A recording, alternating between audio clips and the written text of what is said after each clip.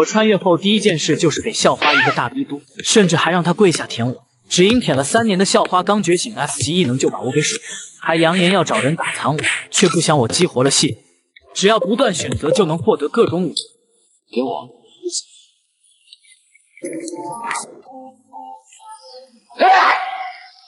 打了个道，居然是 S 级器武魂，海王3叉戟。S 级武魂，小妹觉醒了 S 级武魂。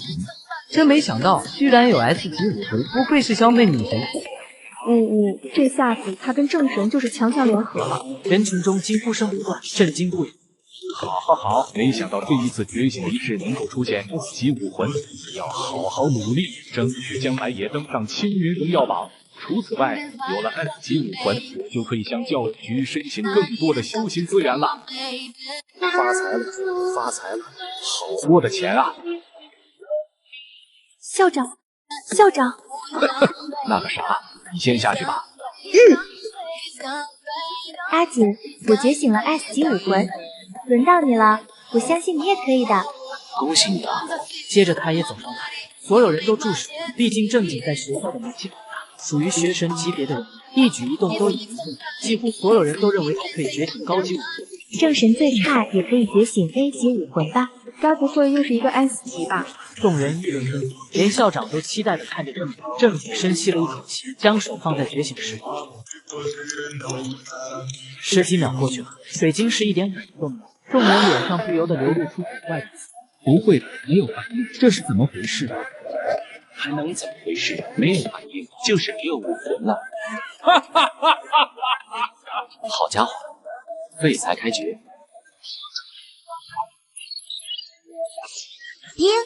完美人生选择系统开启。我去试系统。好，这下子真是点中点了。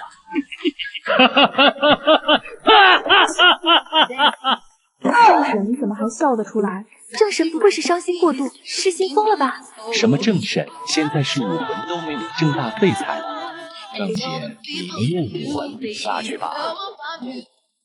不骄不躁，心性超群，可惜了，哪怕是给了一个稍微差一点的武魂，他都有极大可能成为强者。但现在，正气走下高台，看向萧妹，却见对方原本看着自己那热切的目光，不知何时变得冷漠。不会吧，这么点的吗？妹儿，你正经，你还是叫我萧妹或者萧同学吧。听到这话，其余人都是一副看好戏的样子。正经看着萧妹，如同在看着一个陌生人。原主真是瞎了眼了，找了这么一个女朋友。突然，空气冻结，是 SSS 级武魂寒冰神皇。只见那冰凤凰朝着高级血液融入了一个相貌绝美的气息，他身上的气息愈发亲密，整个人看上去犹如一座冰山。居然是 SSS 级武，我有没有看错？天啊，我还是第一次在现实中看到这种武魂，洛清雪的运气未免也太好了吧！家世好，成绩好，人又好看，现在还觉醒了 SSS 级武魂，老天太不公平了。正经也有点意外，没想到会有 SSS 级武魂的觉醒。而高台上的那人，他也认识洛清雪，青云高校与萧妹并列的2大校花之一，而且还是各科成绩次一人。洛清雪觉醒武魂后，走下高台，在众人敬畏、羡慕的目光下来到正经面前。就算是没有武魂，也一样可以走上武者道路，你不会放弃的，对吧？这是当然。好，我会在武道之路上等你。洛清雪点点头，看着正经，依旧将对方当成队友。洛清雪，就算是他不放弃又能如何？没有武魂，他注定是个废物，而且还是一个连女朋友都保不住的废物。洛清雪没有理会对方的话，而是看向了萧妹。刚才萧妹的表现，她也注意到了。你配不上他，我配不上他。洛清雪，你眼睛没有出问题。我觉醒的可是 S 级武魂，而他是个连武魂都没有的废材，是他配不上我。正经，我们以后注定不是一路人，我们分手了，这样对我们都好。哼！众人闻言，顿时唏嘘不已，看着昔日他们高攀不起的正室，如今成为小丑，被女朋友抛弃，这让他们内心的阴暗面得到了满足。检测到宿主现在是个废物，现在给宿主3个选择，咸鱼翻身选择1，跪下求萧妹不要分手，从此颜面丢尽，系统奖励宿主10个耳光。选择2，平静的答应分手，并且暗自决定以后发愤图强，超越对方。奖励宿主 S 级武魂暴风锤。选择3，上前给对方一个耳光，宣布是你甩了对方，捍卫自己的尊严。奖励宿主10大凶兽武魂。不是，这还用选？正经选完后，反手就给了肖妹一个大逼。你居然敢打我1年前，你说你父亲病危，需要钱治病，是我卖了学校大饼，第1名获得的基因药剂给你父亲治病。9个月前，你说你淬体失败，经脉受损，是我打了3个月工，为你买来了修补经脉的五脉丹。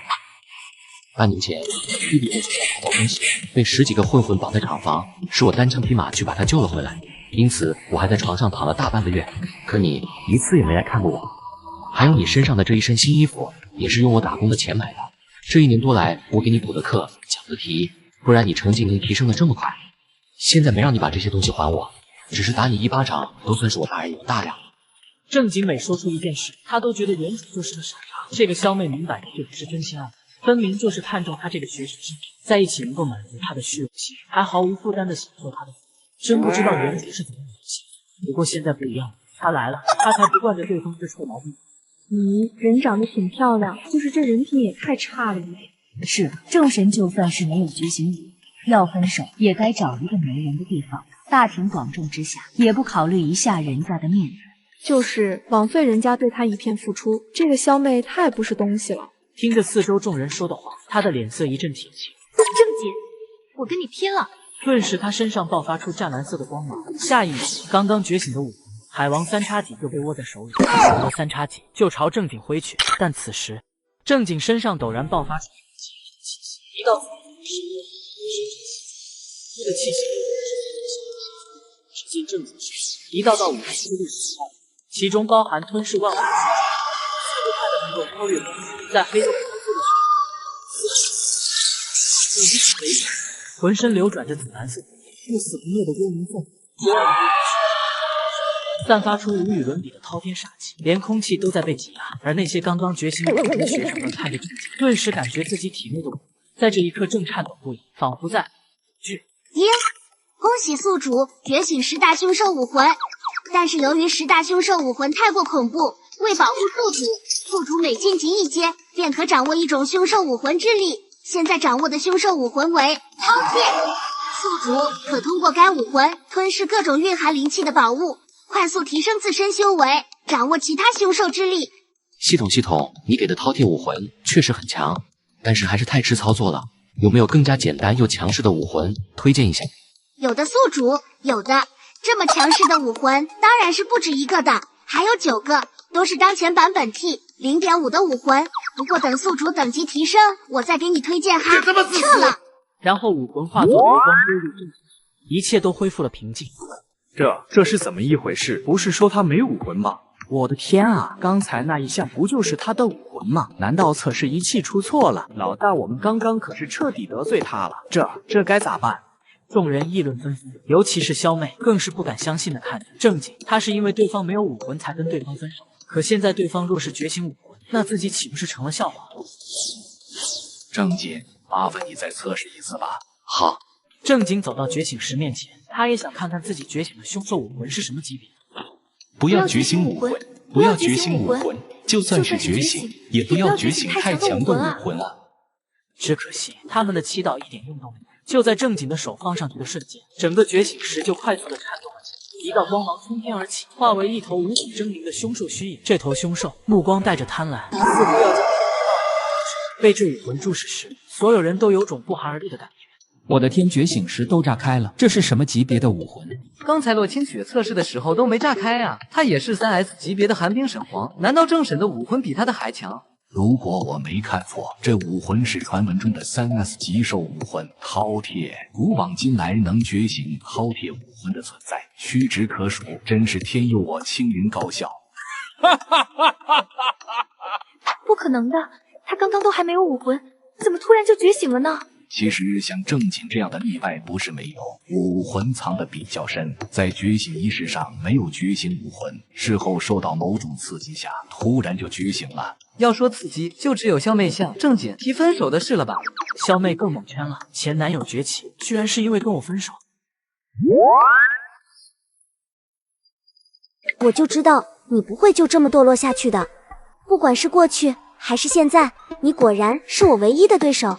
或许未来也一样。咱们青云高校最出色的2个人，全都觉醒了3S 级武，简直是不可思议。是啊，这2个人从以前开始就在互相较量，现在还都觉醒了3S 级武魂，好像莫名的有一点般配呢。双强组合，简直不要太带感了。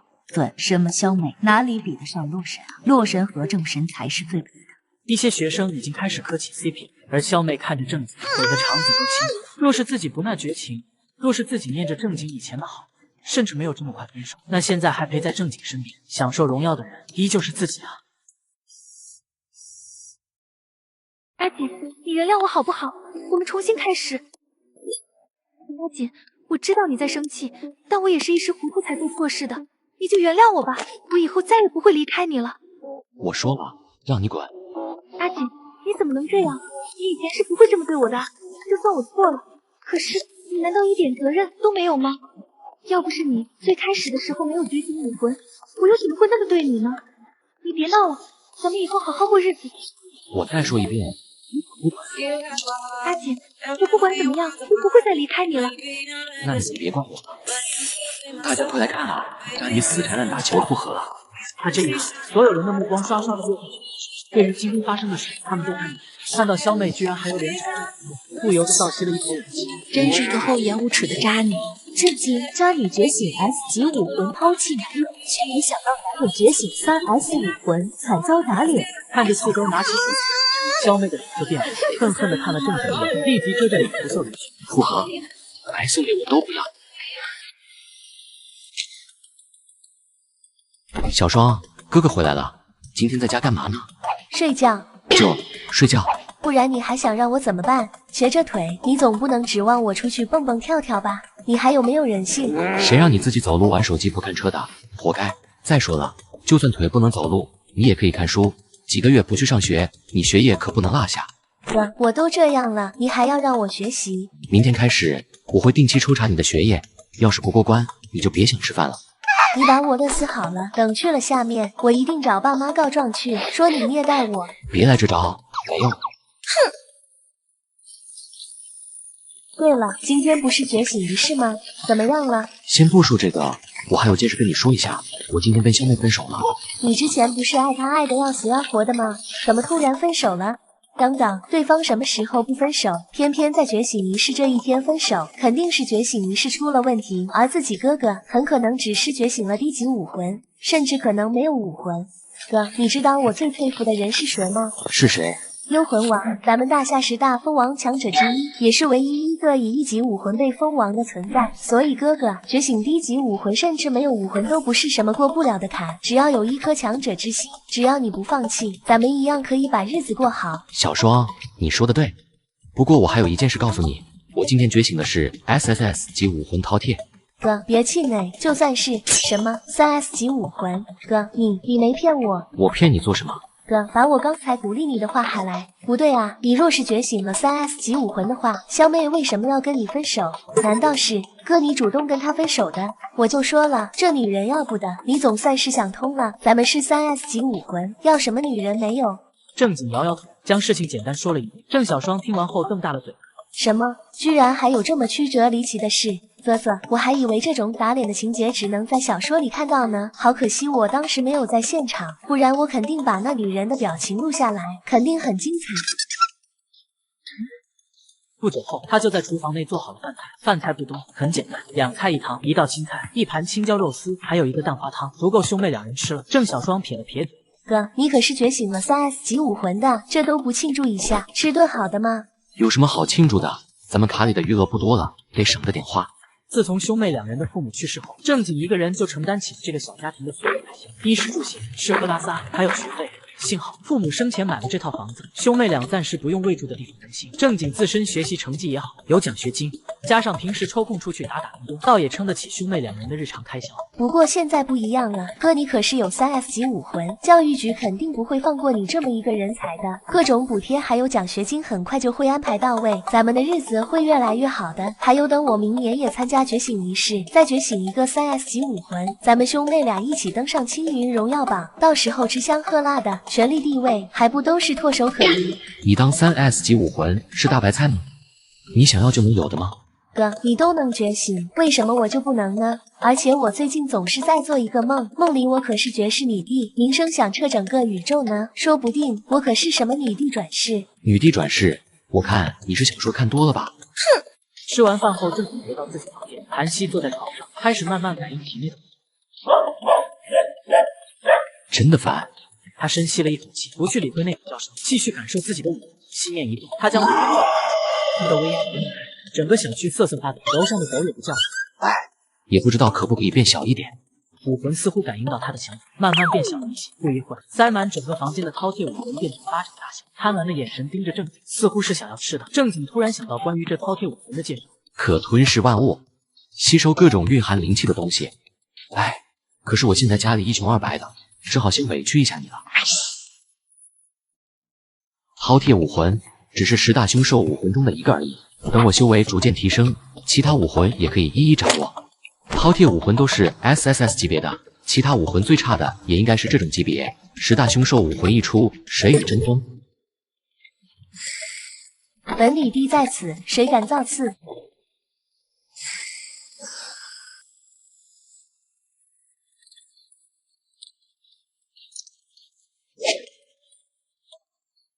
小双，起来吃早餐了，我要去学校了。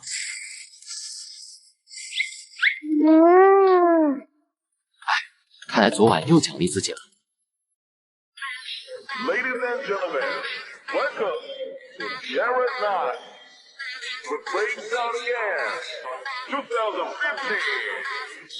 Let's make 啧，这排丝真带劲。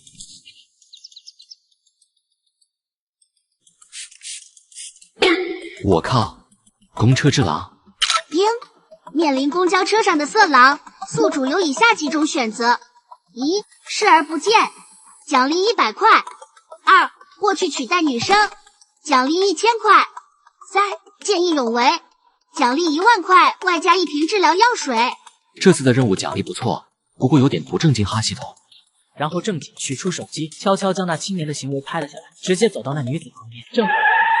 因为惯性，许多人都向前倾倒，正经直接将女子旁边那个流里涌起的情绪。妈的，你小子故意是吧？你欠揍对吧？对付你这样的变态，撞你一下都是轻的了。你说谁变态呢？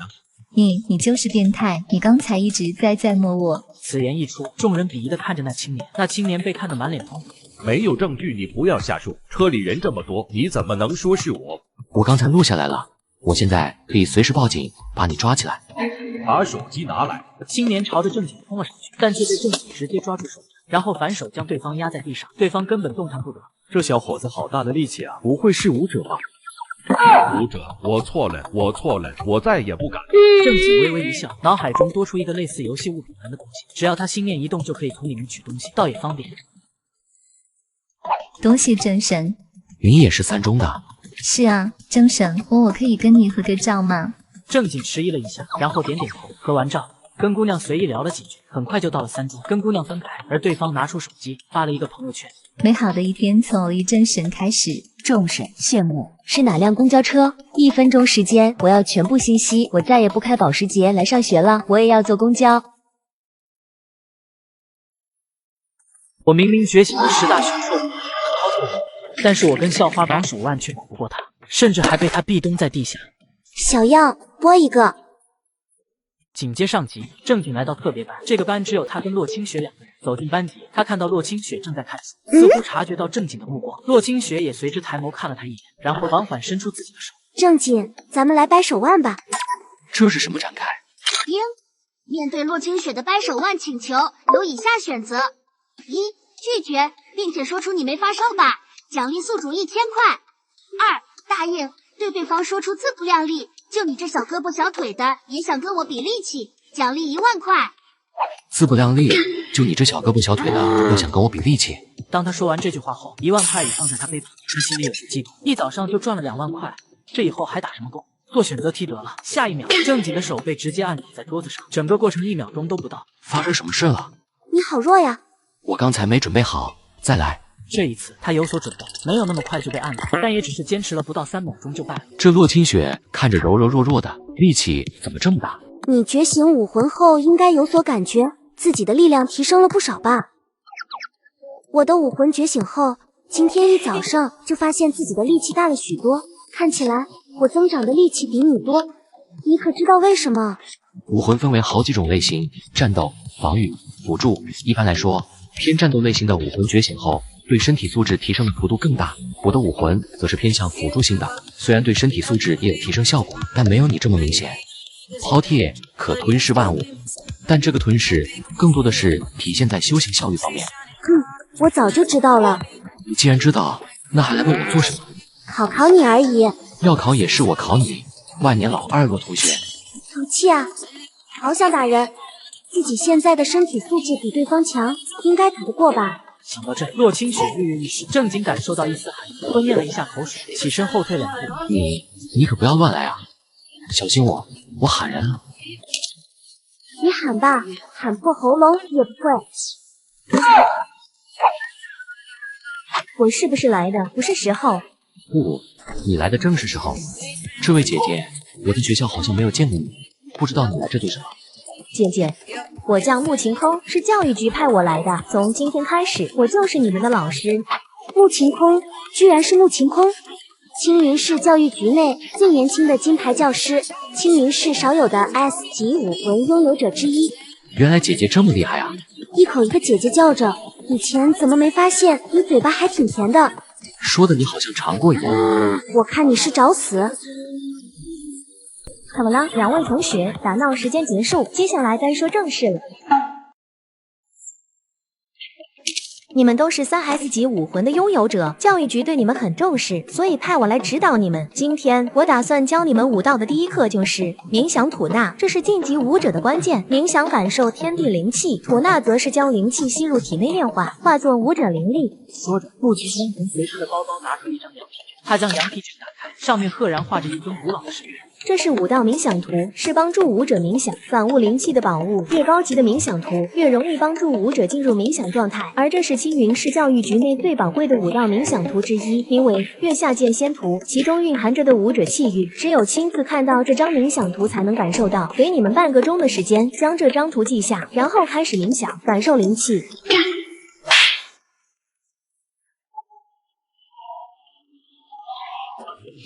穆老师怎么样了？我只能说不愧是3S 级武魂的拥有者，这么快就进入冥想状态了。要知道，可不是谁都能够在半个小时内记住月下剑仙图，并且成功将其冥想出来的。1个月后就是武者月考，真是让人期待这2个小家伙的表现。1个月时间，他们应该可以稳稳成为一阶中品武者了。武者分为10阶，每一阶又分为上中下3品，能够在3个月时间成为1阶武者，已经算是天才。而1个月成为1阶中品，更是天才中的天才。因为2人有 SSS 级武魂，他才敢做出这判断。突然，他感应到了什么，看向正经，脸色微微。等等，对，这是什么情况？我只是看了眼前的这幅古画，就直接把周围的灵气全吸光了。只因我觉醒了饕餮武魂，只要配合古画。不是，这吸收灵气的速度也太可怕了。四周灵气疯狂地朝着正经涌进，在他周身形成了一个灵气漩涡板，就连洛清雪身边的灵气都被霸道吸走。不仅是洛清雪，此刻整个青云3中，所有正在冥想吸收灵气的学生们都感觉，本该被他们吸收的灵气，全都朝着同一个方向汇聚而去。不是，我的灵气呢？发生什么事了？关关，灵气好像都被其他人给吸走了。那些老师们也不一样，顺着灵气的流向，来到了特别班的修炼室，那些学生也都跟了过来。是特别班，是正神还有洛神做的。不对，你们看洛神，对方没有在冥想，只有正神一个人在冥想，是他做的。好家伙，他一个人就把整个学校的灵气给吸住。那我們還修行個無線啦，正神，給我們留一條活路吧。这个家伙吞噬灵气的效率这么出生吗？连我这个3S级武魂的拥有者都比不上。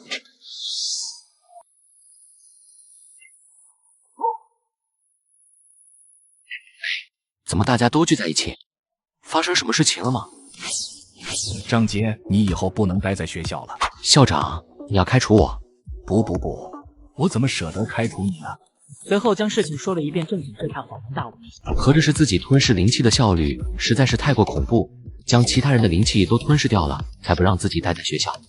张杰，你吞噬灵气的速度太夸张了。关于这件事情，我会向教育局禀告，让局长拿主意的。现在，你先告诉我，吞噬那么多灵气后，你感觉如何？我感觉自己现在浑身有劲。校长，麻烦取来武力检测仪。随后检测仪扫描了一番，就在显示屏上显示出关于正经身体的各项数据，其中包括力量、骨骼密度、肌肉含量以及最重要的真气等级。而综合评价是一阶武者。我的天啊，正经成为武者了！这才第1天修炼，咱们还在感应天地灵气呢，他就直接成为武者了，有没有搞错？饕餮武魂果然非同小可，这武魂在修行速度方面太强了。我看过一些关于饕餮武魂的记载，这个武魂最强大的效果就体现在修行速度方面，尤其是前期，更是远远超过红阶修士。就算是同样是3S 级武魂的拥有者也比不上。那这不就成了最强的3S 级武魂了？武者修行除了速度方面，其他各个方面也是至关重要的。比如武技，饕餮武魂在修行武技方面并没有什么特殊加成，跟普通武者没什么区别。而且武道越往后，晋级越困难，有时候看的不是吞噬灵气的速度，还要看机缘、悟性等等。这么一听，这饕餮武魂虽然变态，但也不至于变态到让人绝望的地步。一旁的洛清雪也暗自松了口气。那咋了？你们根本不知道，这种级别的武魂我还有9个，等后面一一觉醒，那才叫让人绝望。由于正经第1次修行就成了一阶武者，而后面穆晴空不敢让正经继续修行了，毕竟他一修行，这学校内的其他人就别想修行。老师，你看我接下来做什么好呢？这样吧，我教你一门武技吧。逆天，这就是高阶强者了，一个瞬移就是几百米。对于一个武者来说，除了灵力修为之外，武技也是至关重要的。我觉醒的武魂乃是气武魂烈火全套，这是火属性的武魂，所以我修行的武技也大都是火属性的。你的饕餮武魂属于无属性，所以你可以修行任何武技。不过别以为这是一件好事，虽然可以修行任何武技，但由于是无属性，你修行任何属性武技都不会有加成，效率也跟普通人一样，不会有什么太快的进展。接下来我要教你的这套武技，乃是地级武技灵幻烈火轰拳，你看好了。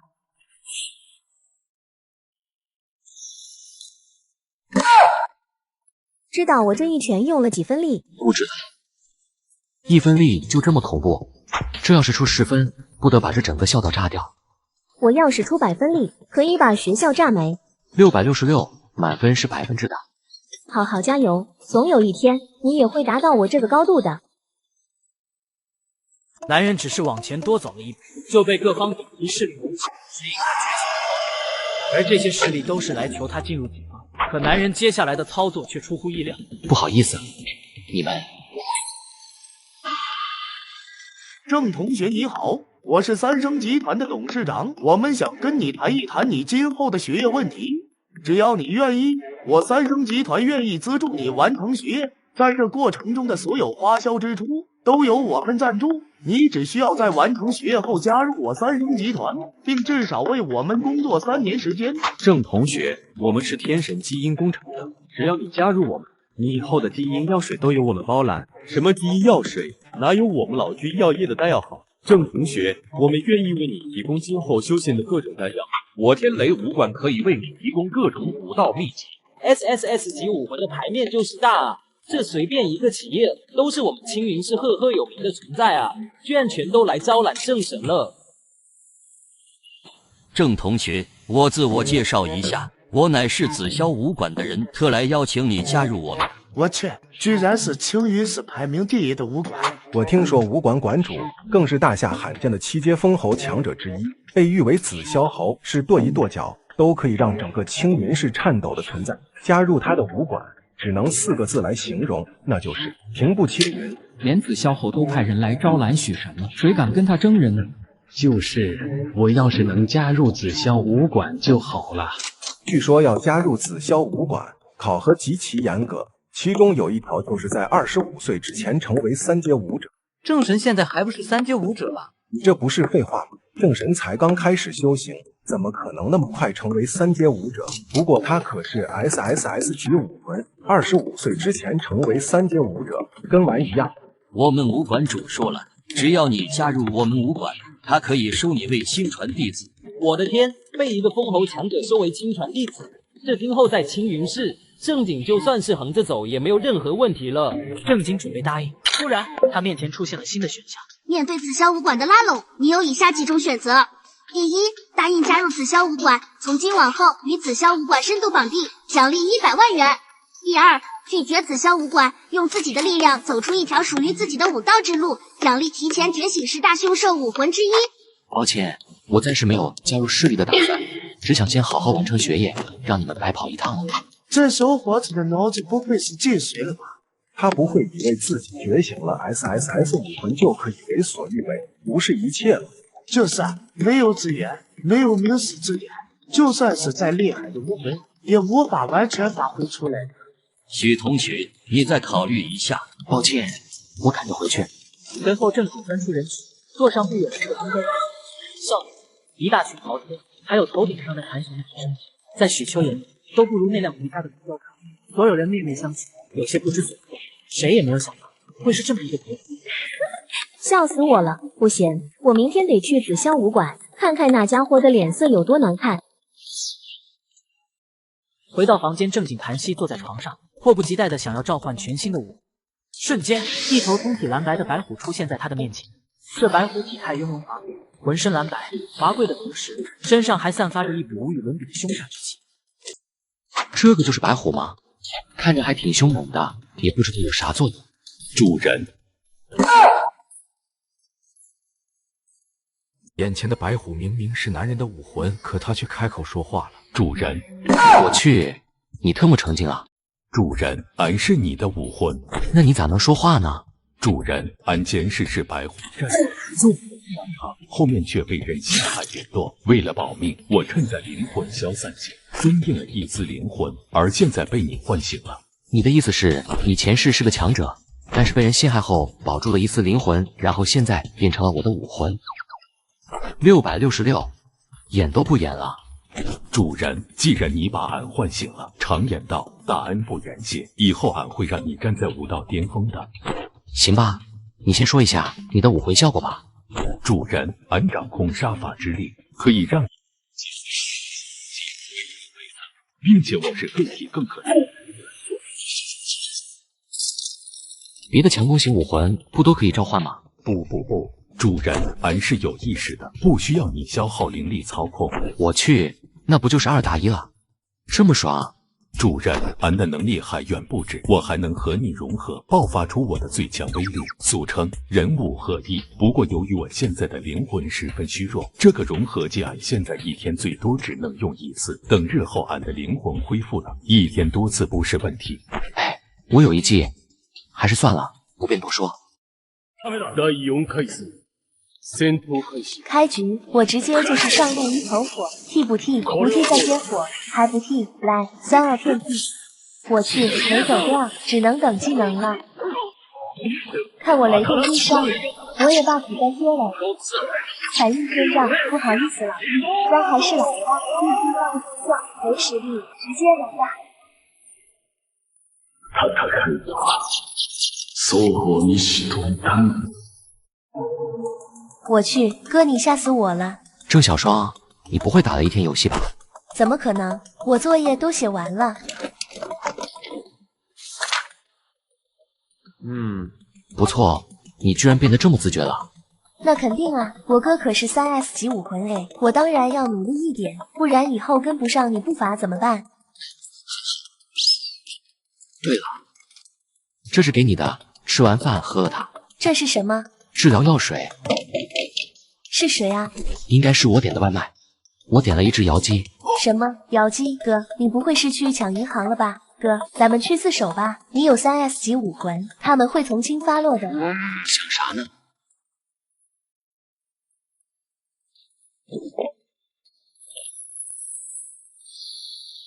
哥，我好了，我彻底好了。看到了，小心点，你可别又给我磕着碰着了。哥，你看我的脚好了。别闹，既然好了，那明天就给我去上学去。啊，哎呦，我怎么感觉我这脚好像还有点麻，好像还没好透，我可能还要再休息2天。少来这套，明天给我上学去。今天要好好听讲，不懂的一定要问老师，把落下的功课补回来。好啦好啦，哥你好烦。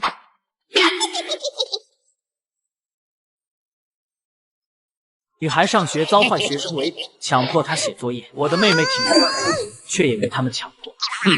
而我召唤我的武魂传说。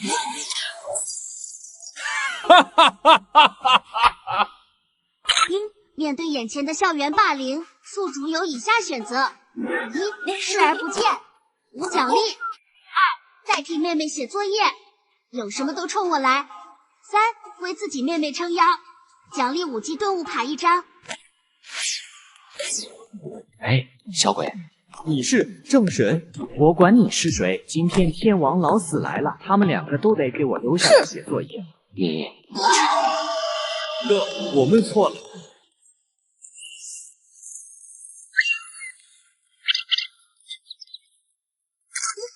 5级顿悟卡已发放，好好学习。知道了知道了，哥，你自己去上课吧。小双，你哥好帅啊！嘿，那是，也不看看是谁哥。那你可以把他微信给我吗？不行。为什么？小雨，没听见我哥说的吗？好好学习，别想那些乱七八糟的事。另一边，正经来到特别班，洛清雪早就来了。她正在自己冥想，察觉到正经来了后，睁开眼看着他，眼中流露出一丝复杂。正经，你昨天为什么拒绝紫霄武馆？想拒绝就拒绝呗，哪有那么多为什么？你可知道，昨天你走后，紫霄武馆的人并没有离开，而是在3中收了几个弟子再离开。哦，都收了谁？萧妹，还有李子阳。萧妹有 S 级武魂，被紫霄武馆收下，无可厚非。那李子阳一个 A 级武魂，紫霄武馆也肯收。李家跟紫霄武馆有合作，看着李家面子上，收下李子阳也正常。而且 A 级武魂不算差了。行吧。泽泽又来。同一时间，其他教室内的学生们也都察觉到了灵气的流失，自然也知道这是正经在修行。抢灵气，他们根本抢不过对方，纷纷放弃修行。3中校长看着了一眼特别班的方向，无奈的摇了摇头，然后到了广播室开始宣传。正经同学正在修行，请大家暂时停止吸收灵气，等他吸完了再继续。重复一遍。众人一阵无语，吸个灵气还要全校通报，让其他人暂时停止修行，这也是没水了。知道正经是谁不？我哥。其他人都羡慕的看着他。哇，小双，你哥哥好厉害啊！真羡慕你有这么一个哥哥。你哥可是3S 级武魂，这实在是太了不起了。不少人看着小双，心里都暗自决定以后要跟对方打好关系。连老师看着郑小双的目光都柔和了许多了。时间流逝，正经修行了1个多小时，直到体内的灵气感觉饱和了才停下。你修行完了吗？可以了，你修行吧。对了，穆老师今天怎么还没有来？听他昨天说要去紫霄武馆看紫霄侯被拒绝后的样子。正经愣了一下，没想到穆晴空居然这么大胆，敢去看一个烽火强者的笑话。穆晴空没来，正经就自己到一旁修行武技了。他感应了一下自己体内的灵气。眼前的女人有个癖好，她喜欢让学生打自己。可是学生不仅不感到惊讶，反实行力气，只因眼前的学生是觉醒了双生武魂的力，让学生打自己也是为了测试一下我的意志。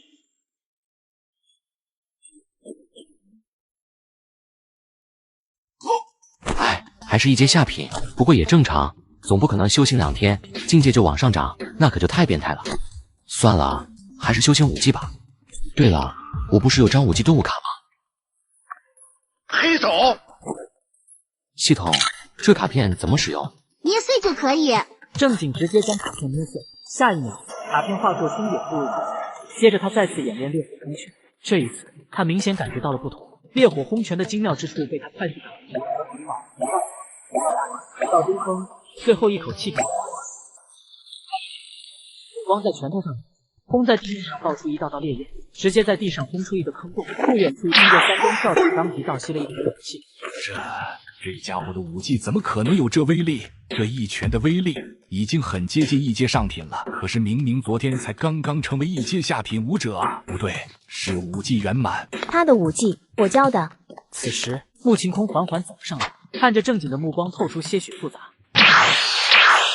正经，你对我打一拳试试。啊，这不好吧？放心，就你现在的修为，还不至于伤我。来，全力一拳过来。那穆老师得罪了。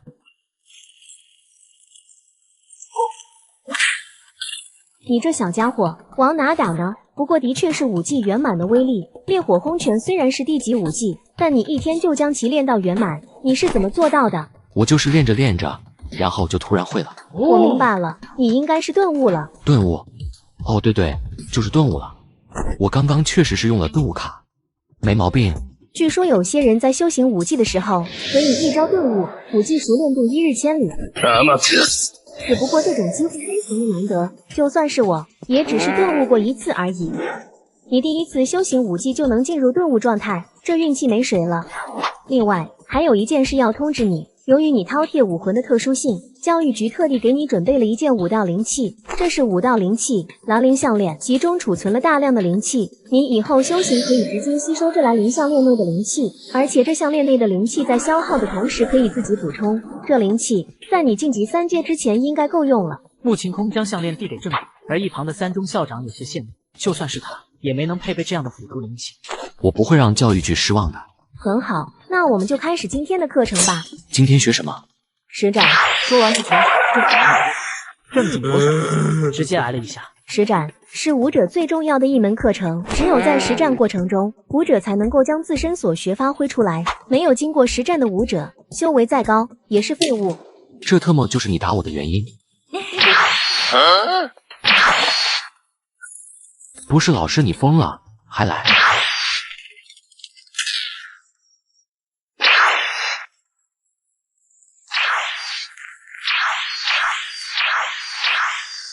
你就只会躲吗？我去，我不躲给你打了。你招笑吧，身为老师以大欺小。胡说，我的修为已经压制到1阶层次了，咱们现在是同阶。难怪。那老师看招。你的拳头太慢了，谁让你这么出拳的？中门大开，找死啊！腿再抬高一点，哥哥，你没吃早饭吗？校导上，穆晴空正在操练。正经第一次实战的正经被打得体无完肤，对方下手太狠了点。有学生经过看见，不禁打了个寒战。正神都被打得这么惨，这要是咱们上，不是要被打得半身不遂？我去，你怎么尿裤子了？这个老师有多出手，把眼前这双生武魂的学生给打残，甚至扬言明天还要继续。可出乎意料的是，学生不仅不害怕，反而笑了，还说：“好的，老师。”只因学生觉醒了神级系统，只要挨打就能获得实战经验卡。郑小双放学后来到操场，看到被虐得体无完肤的正经，不禁心疼，狠狠瞪了穆晴空一眼。老师，你下手也太狠了！我哥要是有个好歹，我跟你没完。穆晴空眉毛一挑，一个小丫头片子居然敢这么跟我说话，有意思。这是治疗药水，可以帮助你快速恢复。咱们明天接着练。他嘴角上扬，露出一个妩媚的笑容，但正经却不禁打了个寒战。出声了。面对严苛的实战课，你有以下选择：一、拒绝，这折磨人的实战课我不上了，谁爱上谁上。奖励10万块钱外加肥宅快乐水1箱。二、坦然应对，宝剑锋从魔力书魔法箱自古而来，没有经历过实战折磨，怎么能成为一代强者？奖励实战经验卡。经验卡，老师明天见。妹妹，我们走。回到家，正经将那瓶药水喝下，顿时身体的疲惫以肉眼可见的速度快速恢复。这治疗药水的效果极佳，想必等级不低。加上今天他手的武道灵气血赚。对了，我要快点吸收经验卡，避免明天还被老师吊打。他拿出实战经验卡，将其捏死。顿时，今天的实战过程在他脑海中回放，他的实战经验也在以几何倍数快速增长。原来如此，这一拳这么出的话，穆老师就没有办法反击了，最多只能格挡。第二天，他继续来学校，而穆晴空早就在等着他，揉了揉拳头。准备好挨打了吗？穆老师，你要小心了，今天的我可不是昨天的我了，我成长了。穆晴空摇了摇头，才1天功夫，对方就觉得自己行了。看来今天得加把劲练一下，不然不知道天高地厚。这一拳刁钻无比，却被正经双手交叉挡住。穆晴空不由得错愕，居然挡下了。穆老师，该我了。老师，这就不行了。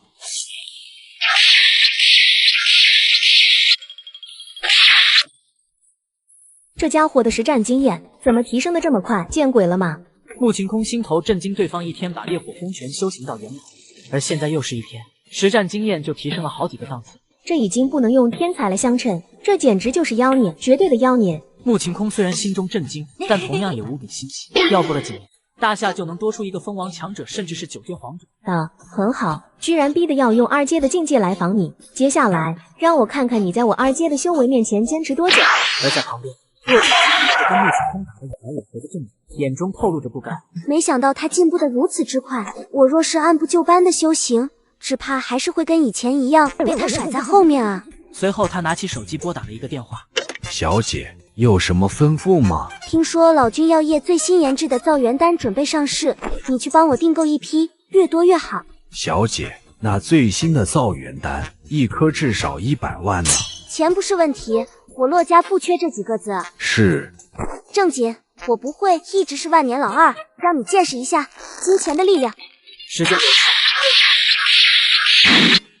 而接下来他晚上回去，进不及半个月时间就达到了1阶中品武者境界。只因我上公交车时先迈了左脚，诡异的是，一只异兽魔属竟突然破土而出，我当即召唤我的武魂，直接就是一个。司机，你怎么开的车啊？剧烈的晃动让车上众人摔得七荤八素。突然裂开，一头浑身漆黑的巨鼠破土而出。这巨鼠足有好几米高，血红的双眼透着凶光，身上散发着浓烈的腥气，轰的一声，直接将公交车顶翻。是一阶异兽血魔鼠，看，快跑！车上的人瞬间可车门被死死压住，任何一颗最高，抱起妹妹郑小双，先将她送出车外，自己紧随其后，其他人也陆续下来。谁来救救我孩子？公交车内传来妇人的呼喊，她的孩子被棍死死压住，动弹不得。除了这对母子，还有不少老弱妇孺也被狠欺负，而那头血魔鼠正一步步逼近公交车，情况万分危急。正经停下脚步，眼神中满是纠结。哥，你愣着做什么呢？快跑啊！你才刚刚成为武者而已，怎么可能打得过异兽？这时候别逞强了。郑小双焦急地喊道：“他并非冷血之人，只是在他心里，与自己相依为命的哥哥比什么都重要。”面对即将命丧异兽手里的生命，你有以下几种选择：做事不管掉头跑路，奖励治疗药水1瓶；2，我被武者除强扶弱，继承武者又体能畏畏缩缩，挺身而出引走异兽，奖励治疗药水10瓶；3，区区一头鼠妖也敢在我面前放肆，让他知道厉害，击杀血魔鼠，奖励高级金银药水1瓶。正经深吸一口气，奖励对他来说并不重要，关键是他无法眼睁睁看着无辜的生命消失。我辈武者当以铲除异兽、维护百姓为己任。哥，郑小双急得眼眶发火。小双，你先离开，哥一定会回来的。他毅然决然的。为什么你们总是这个样子？爸爸是这个样子，你也是这个样子。公交车前，血魔鼠口水滴答，死死盯着车内的猎物，仿佛那就是美味的生命。完了完了，死定了！妈妈，我害怕。车内哭喊声一片，绝望的气息弥漫开来。就在血魔鼠要发动攻击的千钧一发之际，一道身影挡在了他面前。畜生，给我！是武者，由武者来救我们了。被困的人们眼中燃起希望。一边正经跟血魔鼠，不愧是异兽，哪怕是最普通的异兽都这么皮糙肉厚的。异兽跟武者一样，被分为1到10阶，但即便是最普通的1阶异兽，肉身强大，力量、速度都远在寻常1阶武者之上。同境界中，异兽占据上风，只有2阶武者才能无压力单杀1阶异兽。我现在是1阶中品，想要杀他，至少也得是1阶上品。要不是我上一集吸收了实战卡，早就不知道死了多少回了。主人，你忘了我吗？突然，正经听到了武魂的呼唤。好家伙，我才想起来，白虎，我现在遇到问题了，快助我！正经心里。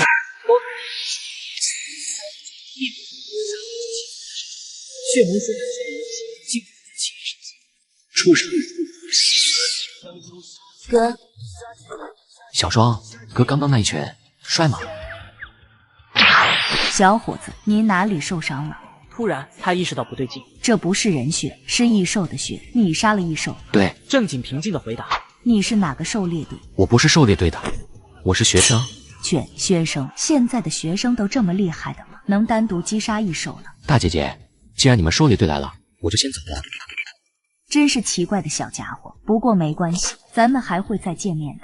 女子把玩着手中的徽章，看着地上血魔鼠的残肢断臂，嘴角勾起一抹玩味的笑容。若真是这小家伙做的，那可真是太有意思了。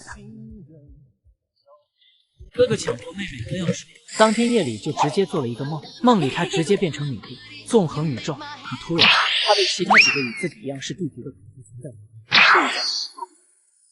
连星辰都破碎了不知道几何。女帝受到前所未有的创伤，奄奄一息，在生命的最后关头，自爆，炸开。那几个围攻女帝的人在这股力量面前一一受到重创，而就在狂暴自爆的女帝用尽最后力气，施展某种秘法，将自己的一缕灵魂打向宇宙某处。女帝的残魂在宛若流光，不知道跨越了多少，最后落在了一颗蓝白色的星辰之上，正是蓝星。郑小双被那惊人的大战惊醒了，起身摸了一下自己额头上的汗水。原来如此，我的前世原来是被人围攻致死的。待我重回巅峰，定要报复回来。待我重修18年，谁敢叫帝皇下皇权？你们给我等着吧！就在郑小双憧憬着未来，燃烧斗志之时，他旁边传来一个淡漠声：“你梦到的人是我，并非你的前世。另外，别说18年，就算是1800年，你也修行不到地境，不可能连蓝星都走不出去。”郑小双转身一看，倒吸了一口冷气。只见他梦里的女帝居然就出现在他的床边。什么鬼？那不是我的前世吗？你怎么从我梦里出来的？我就是你梦里的那个人，你可以叫我琼香女帝。琼香女帝，你怎么会出现在这？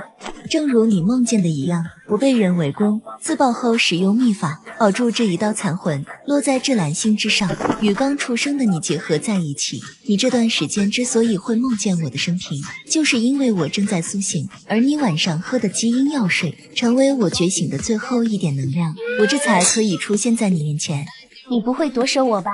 郑小双可是看过不少小说，里面的一些反派，难道自己也要沦落到那种地步？一想到对方夺舍自己，霸占自己的一切，尤其是霸占哥哥对自己的爱，他就又愤怒又不甘。琼霄翻了个白眼：“你少看点小说，我不会夺舍你了。不过你与我的确已是一体。”怎么说？我现在变成了你的武魂。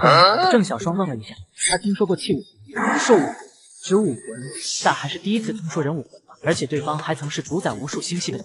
人武魂虽然罕见，但在浩瀚宇宙中并非没有，你不用少见多怪。既然你成为了我的武魂，那你能够带给我什么？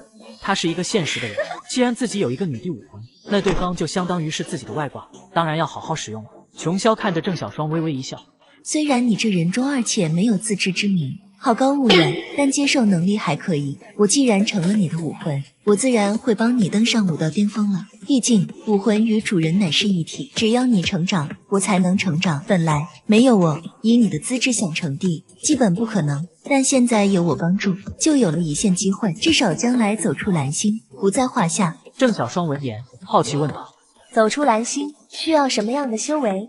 按照你们蓝星的等级划分，至少需要9阶皇者境界，而只有10阶至尊才有资格探索银河星系，11阶半圣才勉强算得上一方高手。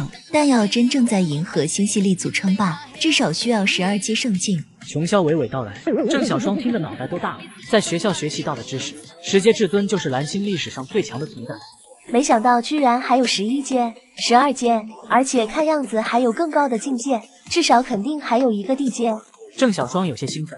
太好了，有了你，再加上我哥哥的3S 级武魂，我看以后谁还敢欺负我们兄妹俩？蓝星以后就是我们兄妹说了算。想到这，郑小双撑着腰，发出反派般的尖笑声。你哥天赋的天赋还算可以，如果有机缘，还是有可能走出蓝星的。但银河星系浩瀚无边，天将如玉，你哥跟他们比，还差了许多。不许你小看我哥，我哥是最强的。我实话实说而已。哼，不管，就算是实话，我也不喜欢听。你算了。琼霄无奈的摇摇头，谁让自己现在跟这个胸控是一体，也懒得跟对方争辩。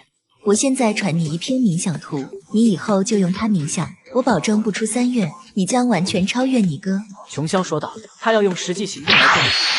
琼霄女帝，实话实说，绝无虚言。接着他一直点在这。这时，郑小双只觉得脑海内浮现出一篇玄奥的冥想图，这冥想图乃是一片壮阔的星河意境，看一眼，感觉心神都会被吸进去。这冥想图乃是至尊冥想图，按照蓝星等级，就是10阶冥想图，就算是给10阶至尊用也足够了，也是你现在能使用的最高等级冥想图。在蓝星，估计找不出一篇冥想图比它高级的。你用它冥想，再用我的力量吸收炼化灵气，哪怕3S 级武魂的拥有者，修行效率也比不上你。觉醒女帝，结果哥哥反手。系统还在旁边帮他开挂666，演都不演了。紧接上集，郑小双盘膝而坐，开始冥想，顿时觉得天地灵气朝自己。另一边，郑景正在修行，突然感觉天地灵气有所异动，居然朝着另外一个方向汇聚过去。有人在附近修行，还跟我抢灵气。耶，任务来了！你可是饕餮拥有者，怎么能让别人抢了灵气？面对这顿挑衅，你有以下选择：视而不见，任由灵气被抢。奖励瓶没什么用处，最多用来治感冒的基因药水。2，跟他抢，3不抢多，给对方留点面子。奖励2瓶高级基因药水。3，跟我抢灵气，还嫩着呢，全力爆发，让对方知道谁才是吞噬灵气的王者。奖励11阶冥想图。11阶冥想图，我去了，居然有这么高级的东西。好，整个小区乃至附近几条街的灵气朝着甚至形成了一个漩涡。另一个房间内，女帝琼霄感应到了正在疯狂吸收灵气的郑景，眼中露出一丝意思。有如此恐怖的灵气吞噬效率，不愧是饕餮，但可惜再强的饕餮也还没有成长起来。而我可是纵横无数星系的女帝，我拥有的武道经验不是你能够相提并论。灵气拿来吧你！他也开始全力争夺灵气，郑小双也在全力冥想，他并不知道自己正在跟郑景抢。兄妹2人开始竞争，恐怖的灵气吸收效率使得他们这栋楼成为了灵气汇聚之地，而他们这样的动静也引起附近一些武者的注意。哈，谁 TM 在吸收灵气？我的灵气都被抢了啊！谁这么变态？附近几条街的武者都没办法好好休息，而正在冥想的郑景也感应到了自己旁边有一个人在跟自己抢灵气，那是郑小双的房间，他不由得愣了一下。怎么回事？小双怎么会吸收灵气了？难道是喝了基因药水的缘故？而且还这么恐怖？这都不比自己的饕餮武魂差了。不管怎么说，跟你哥抢灵气，胆子有够肥的，让你知道你哥的厉害。郑景微微一笑，他脑海中陡然浮现出一幅全新的冥图，图中有一尊白衣仙人盘膝坐在星空之上，一手托着猎人，一手托着明月，神为浩瀚，名曰仙人托日月图。在此图的加持下，吸收灵气的效率陡然暴涨。一间武馆内，一个武馆主正在修行，突然发现四周灵气都被其他人给吞噬，他整个人不由得懵了。好恐怖！是谁在吸收灵气，能够造成这么大的动静？这难道是一尊7阶封侯境强者吗？我可是6阶武者，能够让我都争不了一丝灵气，估计得7阶封侯，甚至是8阶封王才能做到。这附近居然有这样的强者！郑家兄妹震动方圆数里，而房间内，女帝琼霄睁开双眼，看向一旁的房间，美眸中透出一丝不可置信。我的灵气被逐渐吸走了。我操！我居然争不过一个小小的1阶武者，就算是饕餮武魂，也未免太变态了一些。难道说他身上还有10阶以上的冥想图？不可能，蓝星不可能有这样的宝物。他看着正经的房间，脸上带着意思。这一刻，他觉得这个男人身上笼罩上了一层神秘的色彩，而吸收不到灵气的郑小双逐渐睁开了眼，有些疑惑道：“怎么回事？灵气怎么吸不过来了？都被你哥吸走了。”郑小双先是错愕，然后下巴微抬。我就说我哥厉害吧，你也吸不过他。琼霄嘴角抽搐了一下，一时间竟是没有办法。他暗暗发誓，一定要让郑小双知道自己比他哥厉害，不然以后还真没法让这小丫头吸。琼霄女帝接着想到了什么，摇头苦笑。没想到我堂堂琼霄，居然沦落到跟一个丫头、一个小小的1阶武者怄气的地步。想到这，他有些意兴阑珊，身体化作一个个光，飞回了郑小双的体内，而郑景也吸收灵气吸走了他，身体已经被灵气填满，再也吃不下。不仅是把周围灵气也吸完了，连这个项链内的灵气我也吸了个大半，现在境界也是1阶上品了，距离2阶只有1步之遥。不过对于修为的提升，他更在乎的是郑小双发生了什么，怎么突然能吸收灵气？小双，你刚才是怎么一回事？你觉醒武魂了吗？哥，你还记得我跟你说的那个梦吗？原来那不是梦，是真的。郑小双没有隐瞒穷小女帝的事，娓娓道来。郑景闻言不由得愣住。穷小女帝，人形武魂，这都什么七八玩意？你让她出来见我？穷乡出来见我哥，见我累了，要休息。穷小女帝的声音在郑小双脑海中响起。喂喂，别矫情，快出来！可无论她怎么叫，穷小女帝就是没反应。哥，她好像被你打击到了。我怎么打击她了？堂堂一个女帝吸灵气比不过一个异界武者，要是我也没脸见人。武魂空间内，穷小女帝咬牙切齿。好气啊！有这么说自己武魂的吗？可恶，怎么摊上这么一个胸控？而正经看着郑小双，沉吟了一会，他知道对方肯定不会对自己撒谎。你自己注意一点，他要是有什么异样，随时跟我说，哥帮你揍他。揍我？穷小女帝更气了，在武魂空间内暴跳如雷。要不是我刚苏醒，郑小双还是一个胸控，我倒要看看是谁揍谁。可恶，一个异阶武者也想揍我，我这个女帝不要脸的吗？没有理会在武魂空间内气恼的穷小女帝，郑小双拍着胸口道：哥，你放心吧，我能感觉到他跟我的确是一体的，应该不会害我，而且有他在，我相信要不了多久，我就会追上你，到时候由我来保护哥哥。听到郑小双的话，郑景有些欣慰地摸了摸对方的小脑袋。不错不错，哥等你成长起来。放心吧，等我以后成为纵横宇宙的女帝，就把这个蓝星送给你。郑小双得意地说道。好好好。系统比我还会整活，校花主人要battle，我刚要认主，系统直接给我开少爷剧本，接受挑战，但必须让校花给你按完摩再动手。家人们，这届系统是董宿主的。紧接上题，正经来到班级，洛清雪发现了正经的到来。正经，你来了，和我切磋一下吧。一大早的就找我切磋，不要，找别人去。别人不是我的对手。那我也不。面对洛清雪的切磋请求，你有以下选择：一、拒绝，奖励高级基因药水1瓶；二、答应，奖励高级基因药水2瓶；三、答应他，不过让他先给自己捶捶肩，然后再将其打败，奖励魅力果实1颗。魅力果实？什么东东？难道是用来提升魅力的吗？有点意思。本来还想要拒绝的正经微微一笑，朝洛清雪说道：跟你切磋倒也不是不行，只不过我这肩膀昨天睡觉的时候被压到了，待会打起来只怕用不好。要是有人能够给我捏一捏就好了。万年老二洛同学，你也不想胜之不武吧？正经，你不要欺人太甚。哎，我又没强迫你，你要是不愿意就算了。万年老二挺好的，一个人偶尔排第二没关系，要是次第二，那也挺厉害的。洛清雪被刺激到了，她揉着拳头走到正经面前。你想干嘛？给我坐好。洛清雪将手搭在正经肩膀上，居然真的给他捏了起来。正经感受着那柔柔无骨的小手在自己肩膀上捏来捏去，双眼微微一眯，露出享受之色。再上面一点，力度再大一点。哦，对对对，舒服爽。看着一脸享受的正经，洛清雪又羞又恼，自己还是第一次给人捏肩。想她堂堂洛家大小姐，什么时候做过这种事啊？不过一想到自己将会成为正经，摆脱万年老二的身旁，她眼中流露出一丝期待。正经，先让你好好得意一下。好了吧，捏了10分钟左右。再捏一会吧。洛清雪气急，用手捏了一下他肩膀上的软肉，她疼得倒吸了一口冷气。门口传来哒哒的脚步声，穆晴空走了进来，看着捏着正经肩膀的洛清雪，嘴角露出一丝玩味笑容。哟呵，小两口一大早就开始打情骂俏啊，哥，这就是青春啊！青春的毛，穆老师，他暗算我。别废话，比不比？比，我会让你知道，只要我还在3中，你就永远只能是万年老二。你们要切磋？对，那去操场吧，教你们大半个月了，正好看看你们的实力差距。而3中2大3S 级武者要比试的消息已经传来，本来还在上课的同学纷纷逃课出来围观，老师们还想维持秩序，到后来他们也走出教室围观起来了。他们也很想知道这2个 SSS 级武魂的拥有者谁更强大。你们说洛神跟正神谁比较牛批？这还用说？肯定是正神啊！他修行的时候，你们又不是没有看到，整个学校的灵气都被吸空了。是啊，其他人哪里可以跟他比？不，我觉得洛神胜算比较大。别忘了，正神的武魂是辅助修行的武者，而洛神的武魂可是攻击类型的强攻型武魂，真打起来肯定占优势。但现在应该是正神的修为比较高吧？哼，这你们就不知道了吧？我听说前不久，洛家购买了一批老君药业最新的造元丹，那一颗就要100万啊！你们想想看，那些丹药是给谁用的？差点忘了，洛神除了有 SSS 级武魂外，还有超能力，修为不一定比正神差。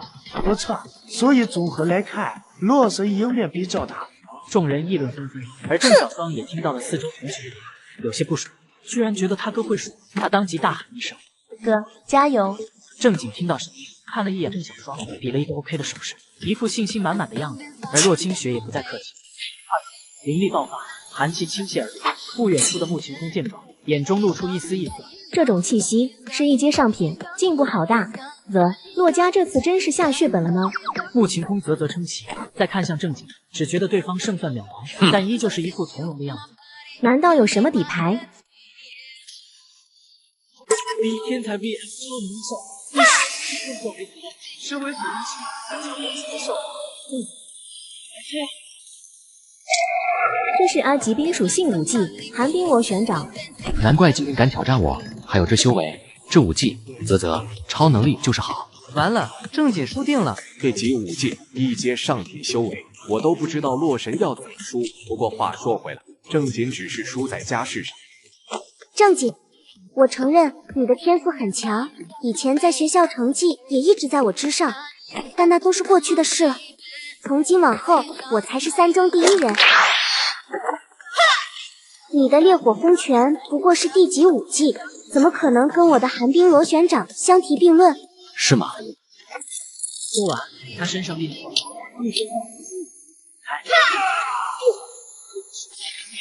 夹杂着霸道，比起洛清雪寒冰的什么？他居然也达到了一阶上品修为？还有这时的烈火风拳为什么能够跟阿吉武技抗衡？众人不解，而穆晴空解释道：“是熟练度，武技虽有等级之分，但熟练度也是至关重要的。洛清雪的寒冰螺旋掌的确强大，阿吉武技在青云市很少有人能学会，短短时间他能掌握就已经很不错了。所以熟练度最多掌握皮毛而已。可正经的烈火风拳却已经是圆满了。”众人闻言，这才恍然大悟。再看操场，火焰取得操场这一幕看得众人齐声大笑。好强，我们跟他们根本不是一个级别的。有人羡慕，有人嫉妒，而操场上的洛清雪，他居然能够跟现在的我抗衡。要知道，他是用上了家世的力量造就的，可正经营造洛清雪感觉自己有压力，不由得诧异，我居然要输了。是实战经验，正经的实战经验在洛清雪之上。这么说来，正经要赢了。他的胜算依旧渺茫。郑小双看着压制住洛清雪的郑景，兴奋地挥舞拳头。我哥真牛逼，加油啊，老哥！他胜算很小了。此时，熊小女帝直接出来。为什么？对于武者来说，武技、修为、实战经验这些固然重要，但最重要的却是武魂。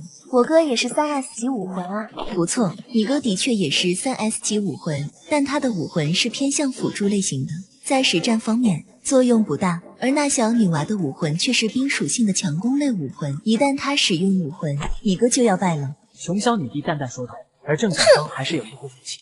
我哥一定有办法。我不服！只见他低喝一声，神圣的气在他体内飞出了一道影，正是洛清雪的武魂3S 级寒冰神皇。去！洛清雪冷喝一声，寒冰神皇飞到正景上空，张口向寒冰发起，而他原先站着的位置已被冻结，他倒吸了一口冷气。这要是被打中，岂不是变成冰雕？洛清雪，你这是谋杀！那咋了？就算把你冻成冰雕，我洛家也能把你救回来。怎么需要我手下留情吗？洛清雪微笑道，正经咧嘴一笑，那倒也不用。洛清雪寒冰神皇不断对正经发起攻击，与此同时，自己也冲上去施展寒冰螺旋掌。这是2打1，这不公平。怎么不公平了？武魂与武者本就是一体。熊小女帝撇了撇嘴，看着吃瘪的正经，心情愉悦。哼，让这小子说要做自己。突然，他察觉到了什么，眼中露出一丝错愕。这种气息，难道这个小子？冲到洛清雪面前，五指紧握成拳打开，竟是形成一个巨大火球。洛清雪脸色一变，将寒冰神皇召唤到面前抵挡，大如3S级武魂也被轰飞了出去。洛清雪看着那滴劲，感觉自己仿佛被一股身体僵在了原地。可下一秒，火拳轰的一下散水，正经的拳头停在了洛清雪的额头田面前，只是伸出一根手指在他那光洁的额头看。认输吗？正经咧嘴一笑，露出一口大眉牙。这一刻，洛清雪恍然心动，她脸一红。我输了。洛清雪认输，正经这才放下心来。对方的实力过人，若不是有2个武魂在身的话，还不一定能够对付。没错，在最后比赛，正经动用了白虎武魂的力，白虎杀技加实力。而一旁的琼香努力目睹这一战，对郑小双道：“你哥不简单，只怕不只是饕餮武魂这么简单。”嘿嘿，那是，哼，死胸控。而操场上的穆晴空也看出了一些端倪，不过他也没有打破砂锅问到底，毕竟这种级别的妖孽有1、2个秘密在正常里。我去，真的赢了！正神威武啊，不愧是正神，最后那一拳帅炸了。而洛清雪并未沉浸在失败感，而是眼神坚定。正经，我不会一直是万年老二的。那你好好努力吧。我不过是让可怜的血魔鼠在地下睡上一觉。第2天，狩猎队队长又拿着黑卡找上，10万现金加月薪8万。老师一听顿时不满，直接打。跟我混，3天了9顿。校长在一旁欲哭无泪。所以你们拆小钱，能先让这倒霉的孩子选择一下吗？紧接上集，正经同学，请你来校长办公室一趟。广播声响起，正经有些意外，他好奇地来到办公室。古色古香的办公室内，除了校长外，沙发上还坐着一个穿着豪迈的女子，而这人正经见过，正是昨天杀完血魔鼠后遇到的狩猎队成员。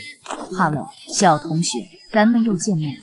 正经，我给你介绍一下，这位是16区暴牛狩猎队的队长欧雷。然后你昨天是不是杀了一头血魔鼠？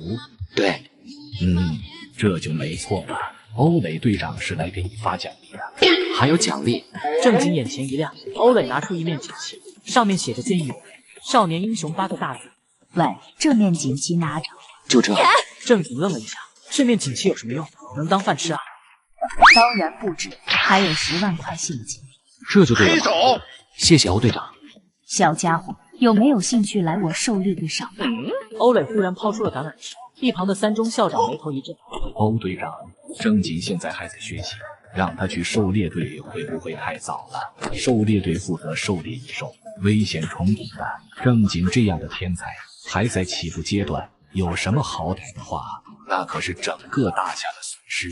我当然知道，但恕我直言，我看过正经击杀血魔鼠的视频，让他按部就班的在学校修行，简直是对他天赋的一种浪费。最强的武者只能诞生在最残酷的战场上，学校是一个温室，培养不出什么强者。欧磊毫不客气地说道。3中校长听完，嘴角抽搐了一下。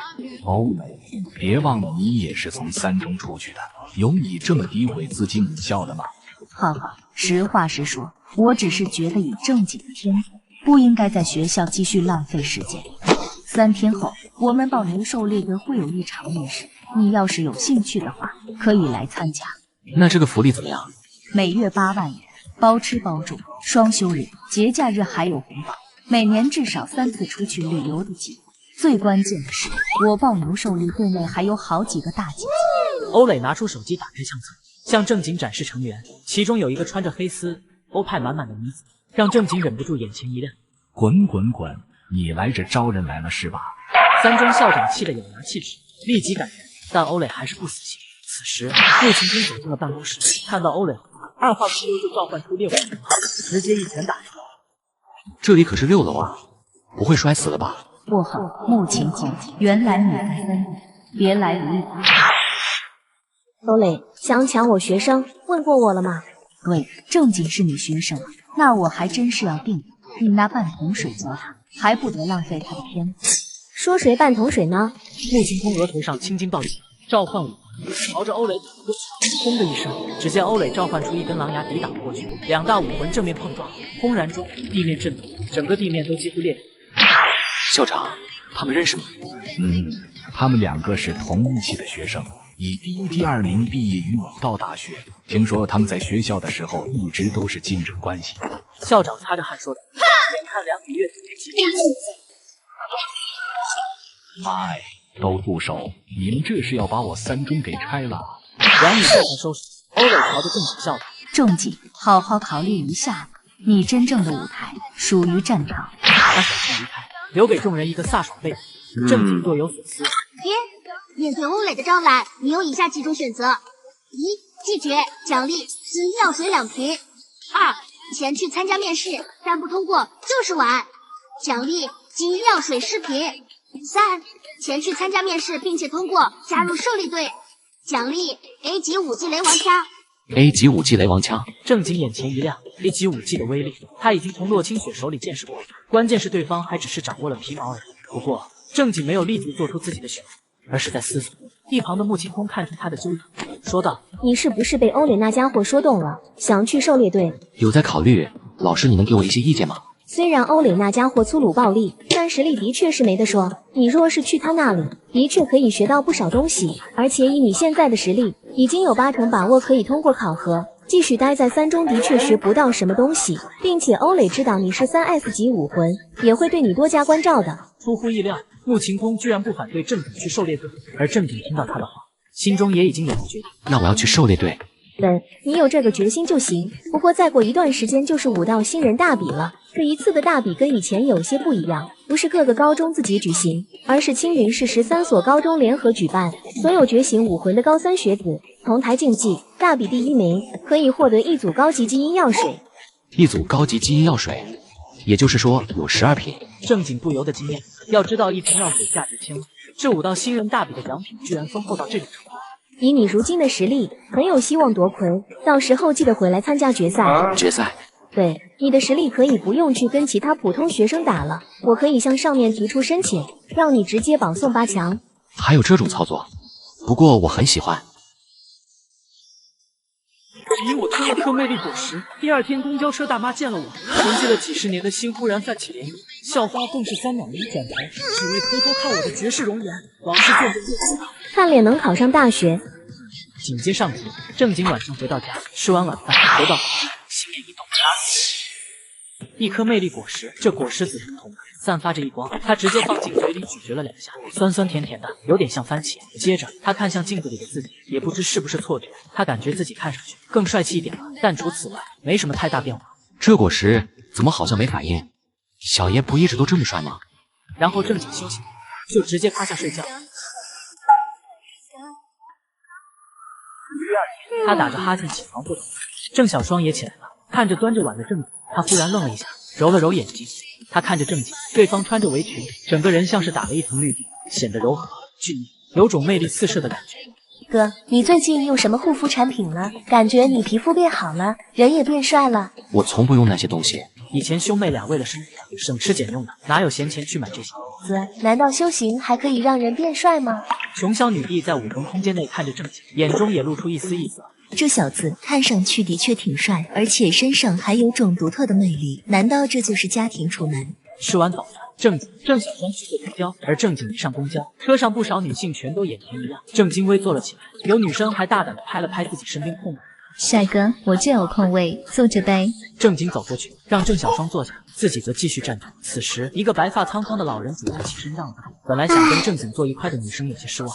小帅哥，来坐大娘的位置。有大妈站起来给郑景让，郑景都惊了。不用了，阿姨，我站着就行了。小伙子别客气，看你这年纪应该是学生吧？学生都是祖国未来的花朵。来，快坐下。郑景几乎是被按到了座位上，然后那大娘跟他唠嗑，时不时笑得花枝乱颤。其他女生见了也是咬牙切齿，这大妈想老牛吃嫩草。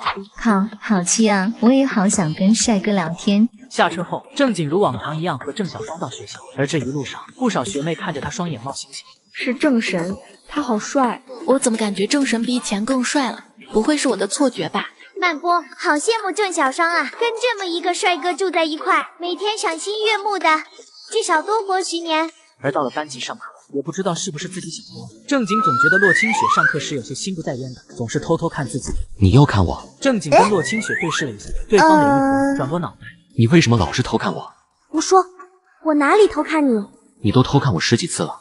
那咋了？我是昨天晚上落枕了，你管不着。郑景嘴角抽搐一下，这话居然没法反驳。上课的穆晴空则是十分生气，让你们上课，没让你们打情骂俏，谁跟他打情骂俏了？洛清雪轻哼一声，撇过脑袋，这课没法上了，你们2个从明天开始不用来了，自己在家学习吧。郑景愣了一下，连忙认错。啊，老师，我们错了。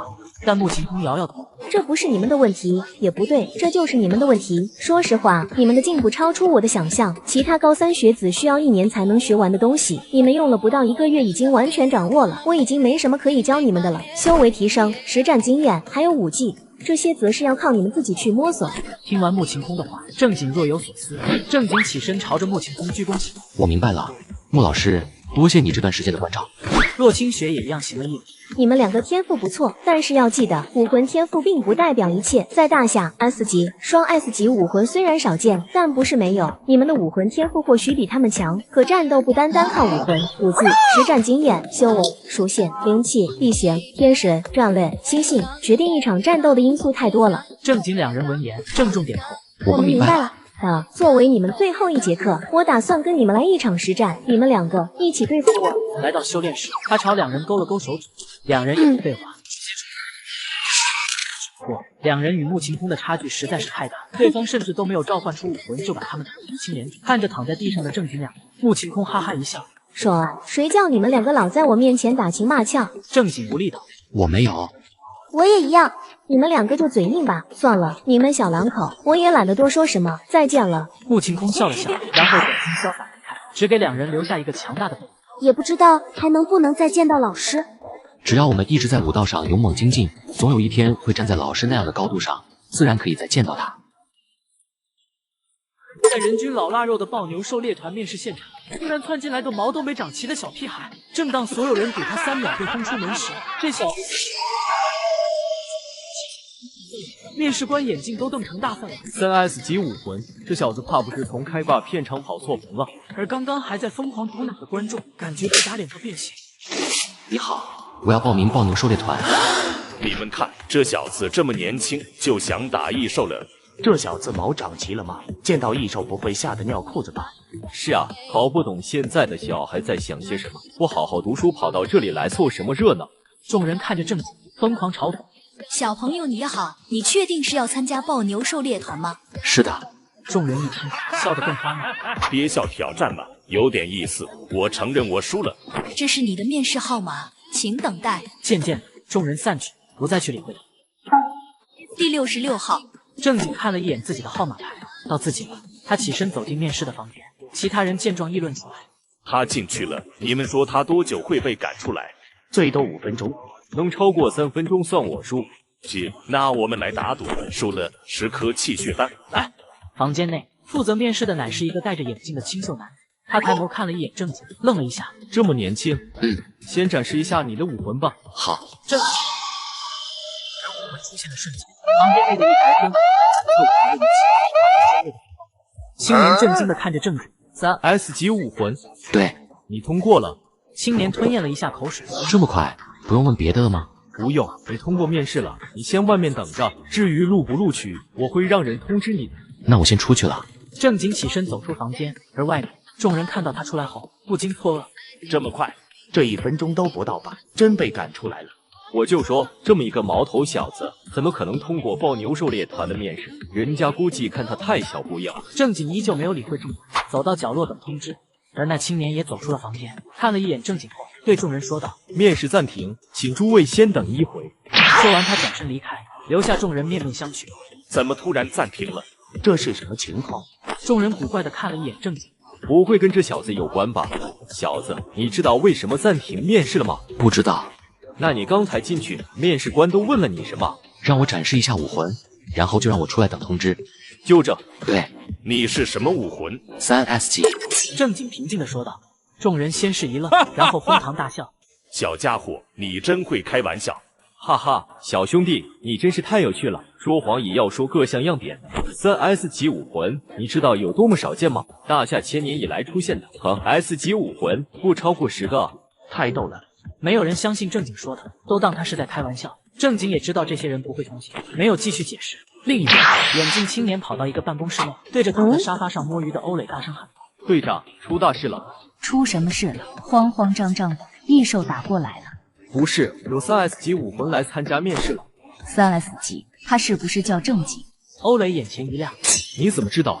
哈哈，我就知道我没看错人，这个小子注定要在战场上大放异彩的。对了，小林，不用面试了，直接把这小子收进咱的抱牛团。是。大厦内，不少人都在等着继续面试，而眼镜青年走到众人面前，淡淡道：“诸位，面试结束了。”众人闻言不由得错愕，人都还没有面试完，怎么就结束了？你们抱牛团录取谁了？有人好奇问道。而眼镜青年看向角落内的郑景，66号，你被录取了。众人看去，倒吸了一口冷气。居然是这个小子，有没有搞错？等等，难道这小子说的是真的？他真的是3S 级武者？想到这，众人不由得吞咽了一下口水，震惊无比。66号，跟我来吧。眼镜青年说道。郑景微微颔首，跟着对方离开。与此同时，他脑海中也响起了一个声音：爹，选择完成，恭喜宿主获得 A 级武技雷王枪。一套无主寻觅的签语在脑海中浮现，而由于是系统时间权力的问题，所以郑景不用学习就将这门武技掌握了。跟着眼镜青年来到办公室，他看到了陆对方大笑着上前拍着他的肩膀：“我就知道你会来。不过你小子好像变帅了吧？”欧队长，别来无恙。林锦，这段时间就由你来带正经了。队长，他可是3S 级武魂，这我来带合适吗？好，交给我吧。正经看了一眼林剑，朝对方道：“林哥，以后请多多指教了。”每天晚上给10几个气味扑鼻的大汉洗澡，只因他刚刚通过系统获得了100A级武技雷王枪，而现在是洗脚的最后一天。终于洗完了，再洗下去手都得脚气了。这点工资应该可以买一把好枪了吧？好家伙，哪怕是最普通的钢铁长枪也要好几千，更好的合金长枪更是翻了好几倍。他看了一下自己的存款，大概有11-2万，大部分都是做选择获得的。不行，钱以后可以再赚，毕竟我现在加入抱牛团，1个月都有8万块，但兵器不能含糊。扫了一圈后，他咬咬牙，选了一把最好的108000块的特制合金长枪，直接下单付款。看着一下子没了10万多的余额，他嘴角抽搐。武者果然是烧钱的职业啊！第二天，他购买的合金长枪就送货上门了。哥，这是你买的晾衣杆吗？正好可以晒我刚洗的 JK。滚滚，这是你哥的合金长枪，买的老贵了，你不要乱搞。好吧，那可以私用吗？不可以。对了，哥，我不去上学了。为什么？正经眉头一皱，因为没必要，我现在也可以修行了，而且还有琼霄女帝给我当老师，我不想把时间都浪费在那些无聊的课程上。那我明天跟校长说一下，给你申请在家自习。哥，你答应呢？你说的有道理，既然可以修行了，那就在家好好修行吧。只不过基础的课程不能落下。随后正经拿起刚买的合金枪，好枪。他拿到长枪后，耍了2个枪花，竟是有种得心应手的感觉。他知道这是集武技雷王枪带来的效果。郑小双看到正经在耍枪，再看他差点被枪尖扫到的天花板，连忙道：“哥，你小心点，咱们的房贷还有30年要还呢。”好吧。话说，哥，你怎么突然买枪了？以后想拿枪作为兵器吗？对。那你想好学什么枪法了吗？要不我去问一下琼霄女帝吧，她肯定有不少枪法。作为昔日的女帝，脑海中肯定藏着不少好东西，这不好好挖掘，简直太浪费这份资源了。别想了，我是会不少枪法，只不过你哥是第一次接触枪这种兵器吧，不先打好基础，学什么枪法都没有用，万丈高楼平地起。琼霄女帝在郑小双脑海中说道：“不用麻烦女帝了，先陪哥去楼下花园练练吧。”好嘞。郑小双点点头，同时在脑海中回答道：“我哥天纵之才，就算没有基础，学枪法肯定也很快。”呵呵，真以为你哥是全能的吗？